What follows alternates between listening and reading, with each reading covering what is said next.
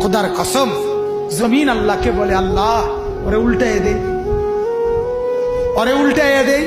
ও যে আপনার জমিনের উপরে দাঁড়াইয়া মাওলা উলঙ্গ ছবি দেখতেছে। রাত 2টায় নওজোয়ান মনে করে ডানে বামে মা নাই, বাবা নাই, কেউ নাই, সবাই ঘুমায় গেছে।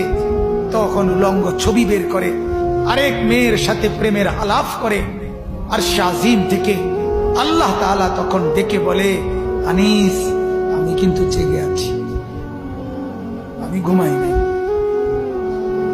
সব ঘুমিয়েছে, আমি ঘুমাই নাই, আমি ঘুমাই না।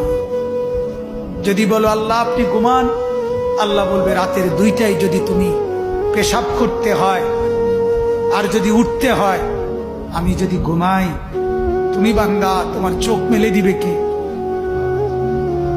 চোখ। আল্লাহ তাআলা বলে রাতের 3টা বাজে যদি কেউ ঘরে আসে, তো মাকে আল্লাহ তাআলা বলে আমি ঘুমাই না। কারণ আল্লাহ তাআলা বলেন তখন দরজা খুলে দিতে হলে চোখ মেলতে হবে। আমি যদি ঘুমিয়ে থাকি, চোখ মেলে দিবে কে? আরে বন্ধু, তোমরা তো সবাই জানো ঘুমের সময় আমরা যখন ঘুমাইতে যাই তখন তো ঘুম আসতে দেরি হয়। কিছুক্ষণ বিছানায় এপাশ ওপাশ করার পর মনের অজান্তেই ঘুম আসে আল্লাহর কুদরতে।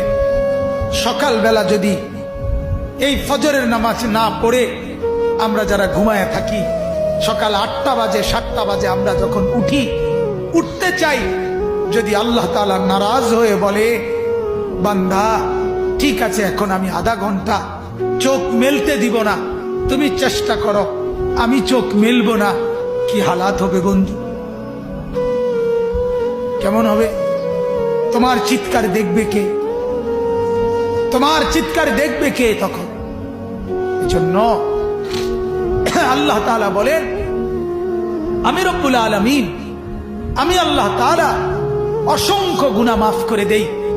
বলতেছিলাম জমিন বলে আল্লাহ ওরে উল্টায় দেই, ও ছবি দেখছে, ও নাচ দেখতেছে, উলঙ্গ দৃশ্য দেখতেছে, ও সুদ খাইতেছে, ও ঘুষ খাচ্ছে, ও অবৈধ ইনকাম করছে, ও জিনা করছে, ও ব্যভিচার করছে, এই মেয়েটা নর্তকীর মতো হাঁটছে, আল্লাহ ওরে উল্টায় দেই। আল্লাহ তাআলা ফেরেশতা বলে আল্লাহ ওরে মটকায়া দেই। তো আল্লাহ তাআলা বলে জমিন তুমি বানাইছো?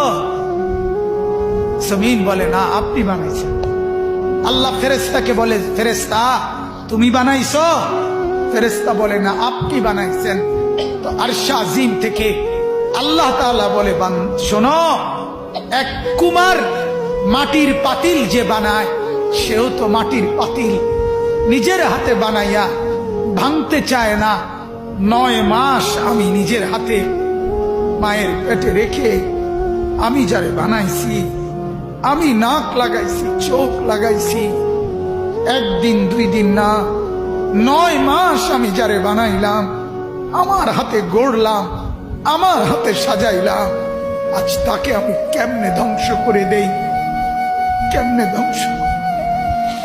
এজন্য উল্টাচ্ছি না, এজন্য আযাব দেই না, আমি অপেক্ষা করি আমার বান্দা যদি তওবা করে, আমার বান্দা যদি কোনোদিন ফিরে আসে। আল্লাহ তাআলা বলে আমার বান্দা তুমি যদি ফিরে আসো, আমি 90 বছরের গুনাহ একসাথে মাফ করে দেব। আমি রাতের গুনাহ রাতেই মাফ করে দেব, দিনের গুনাহ দিনেই মাফ।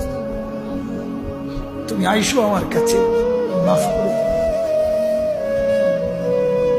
এজন্য আমার ভাই আল্লাহ তাআলা বলেন আমি তো এমনি মাফ করে দেই, সামান্য আযাব আর মুসিবত দেই, সেটা গুনার কারণে দেই। এজন্য গুনাহ ছেড়ে দেন, গুনাহ ছেড়ে দেন।